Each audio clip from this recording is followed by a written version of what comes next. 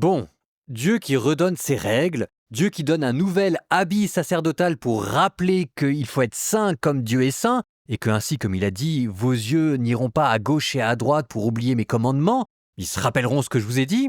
Est-ce que ça a marché? On va voir tout de suite, hein. Nombre chapitre 16.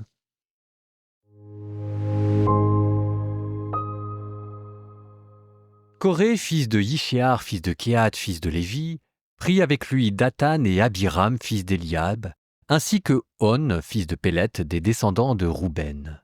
Ils se dressèrent face à Moïse, ainsi que 250 hommes. C'étaient des fils d'Israël, responsables de communautés, délégués de l'assemblée, hommes de renom. Et ils s'assemblèrent contre Moïse et contre Aaron et leur dirent: on en a assez de vous. Oui, toute la communauté des fils d'Israël, eux tous, ils sont saints, et le Seigneur se tient au milieu d'eux. Pourquoi donc vous élevez-vous au-dessus de l'assemblée du Seigneur? En entendant ces mots, Moïse tomba face contre terre. Puis il parla à Coré et à toute sa communauté. Il dit: demain matin, le Seigneur fera connaître qui lui appartient, qui est saint, et celui-là, il le fera approcher de lui. Celui donc qu'il aura choisi, il le fera approcher de lui. Faites ceci. Procurez-vous des brûle-parfums, vous, Coré, et toute ta communauté. Demain, mettez-y du feu, et au-dessus, placez de l'encens devant le Seigneur. Alors, l'homme que le Seigneur choisira, c'est celui-là qui est saint. On en a assez de vous, fils de Lévi.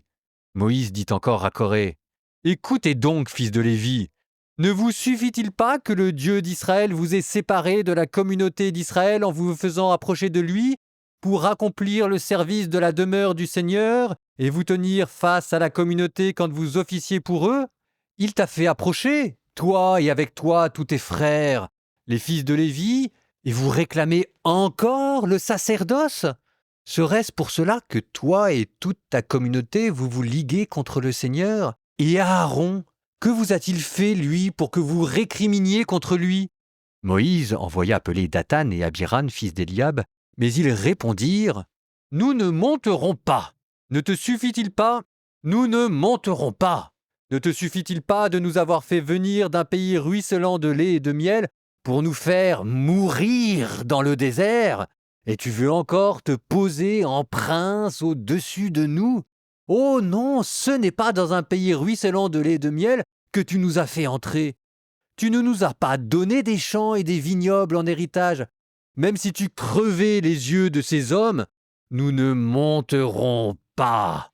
Alors Moïse s'enflamma d'une grande colère, et il dit au Seigneur: ne tourne pas ta face vers leur offrande. Je n'ai pas enlevé un seul de leurs ânes. Je n'ai maltraité aucun d'entre eux. Puis Moïse dit à Coré: toi et toute ta communauté, soyez là demain devant le Seigneur, toi, eux tous, et Aaron. Prenez chacun votre brûle-parfum, vous y mettrez de l'encens, et puis vous vous présenterez chacun votre brûle-parfum devant le Seigneur. Il y aura 250 brûle-parfums. Toi et Aaron, vous aurez aussi chacun votre brûle-parfum. Chacun prit donc son brûle-parfum, y mit du feu et plaça de l'encens par-dessus. Ils se tinrent à l'entrée de la tente de la rencontre, ainsi que Moïse et Aaron. Coré avait rassemblé contre ceux-ci toute la communauté à l'entrée de la tente de la rencontre. Et la gloire du Seigneur apparut alors à toute la communauté. Le Seigneur parla à Moïse et Aaron. Il dit: séparez-vous de cette communauté, je vais les exterminer à l'instant. Mais eux tombèrent face contre terre et parlèrent ainsi: ô Dieu, Dieu des esprits qui animent toute chair, un seul homme est en faute et c'est contre toute la communauté que toi tu t'irriterais. Alors le Seigneur parla à Moïse. Il dit: parle à la communauté. Tu diras: éloignez-vous des abords de la demeure de Coré, Dathan et Abiram. Moïse se leva et alla trouver Dathan et Abiram. Les anciens d'Israël le suivaient. Il parla à la communauté. Il dit: écartez-vous donc des tentes de ces hommes-là, de ces coupables. Ne touchez à rien de ce qui leur appartient, de peur que vous ne périssiez pour toutes leurs fautes. Ils s'éloignèrent donc des abords de la demeure de Coré, Dathan et Abiram, tandis que Dathan et Abiram sortaient et se tenaient debout à l'entrée de leur tente, avec leurs femmes, leurs fils et leurs jeunes enfants. Alors Moïse dit, « À ceci vous saurez que c'est le Seigneur qui m'a envoyé pour accomplir toutes ces œuvres. Je ne les accomplis pas de moi-même. Si ces gens meurent de la mort de tous les hommes, s'ils subissent le sort de tous les hommes, c'est que le Seigneur ne m'a pas envoyé. Mais si le Seigneur crée quelque chose, si le sol ouvre en sa gueule, les engloutit avec tout ce qui leur appartient, s'ils descendent vivants au séjour des morts, alors vous saurez que ces hommes ont méprisé le Seigneur. » Comme il achevait de dire toutes ces paroles, le sol en dessous d'eux se fendit. La terre ouvrit sa gueule et les engloutit avec leurs familles, ainsi que tous les gens de Corée et tous leurs biens. Ils descendirent vivants au séjour des morts, eux et tout ce qui leur appartenait. La terre les recouvrit et ils disparurent du milieu de l'assemblée. Et tout Israël qui était autour d'eux s'enfuit à leurs cris en disant « Pourvu que la terre ne nous engloutisse pas !» Un feu jaillit d'auprès du Seigneur et dévora les 250 hommes qui présentaient l'encens.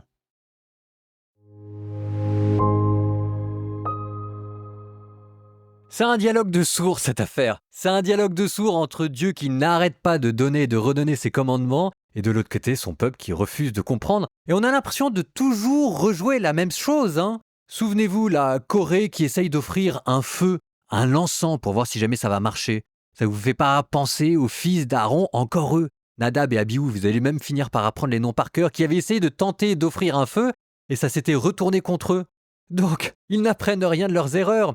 En même temps, à la décharge de ce peuple hébraïque, parce qu'encore une fois, on ne va pas mieux qu'eux, mettez-vous dans leur peau, ils devaient être complètement paniqués. C'est-à-dire que d'un côté, ils avaient la terre promise qui était déjà occupée par la Cananéens, les Hivites, les Jébusites, les Périzites, etc., et qui leur faisait peur parce qu'ils étaient de haute taille. Et de l'autre côté, ils avaient un dieu dévorant. Souvenez-vous de mon analogie de la centrale nucléaire qui à tout instant risque de se fissurer pour qu'il y ait des bouffées radioactives de sainteté qui viennent vous prendre. Donc ils s'étaient pris entre Charib et Scylla.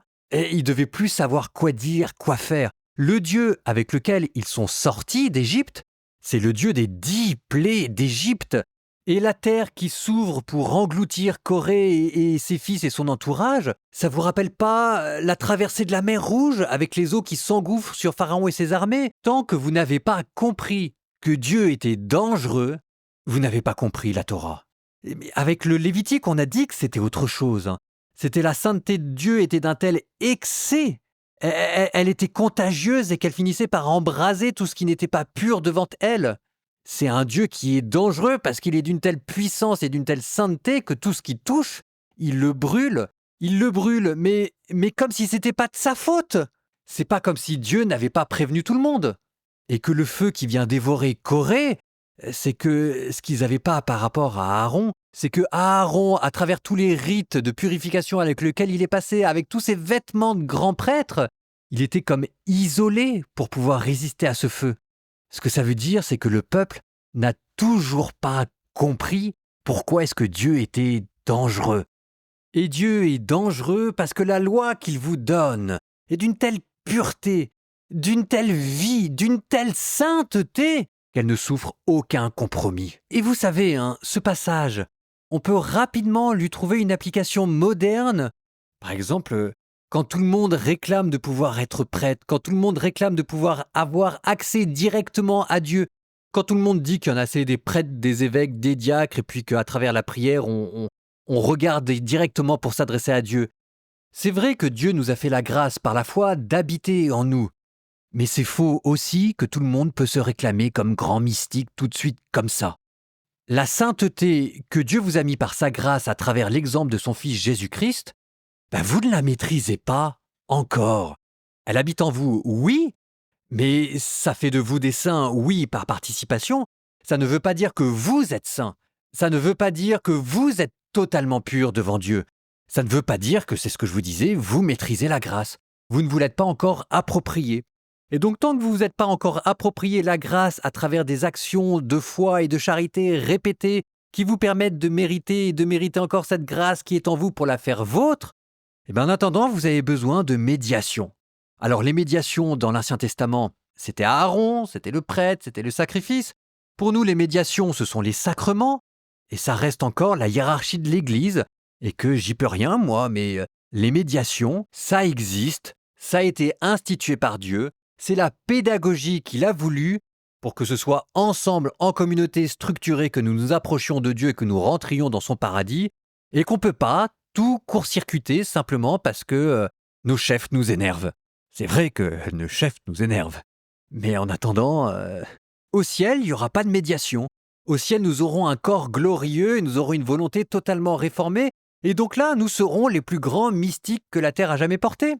On n'y est pas encore. Et tant qu'on n'y est pas encore, un peu d'humilité, on fait ses classes, on obéit et on respecte les institutions, la hiérarchie, la médiation que Dieu a voulu. Parce que c'est sa pédagogie. C'est la manière que Dieu a choisie pour que sa sainteté vive au milieu de nous, en attendant que nous la fassions nôtre.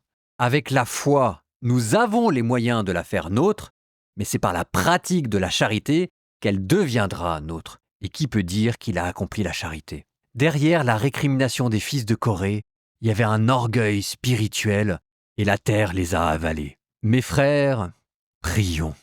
Au nom du Père et du Fils et du Saint-Esprit. Amen. Seigneur, par ton œuvre de grâce, tu nous as réconciliés avec toi, et par ton Fils, tu nous as rapprochés de toi. À travers la foi, tu as mis la grâce et tu as répandu l'Esprit Saint dans notre âme, dans notre corps, dans notre esprit.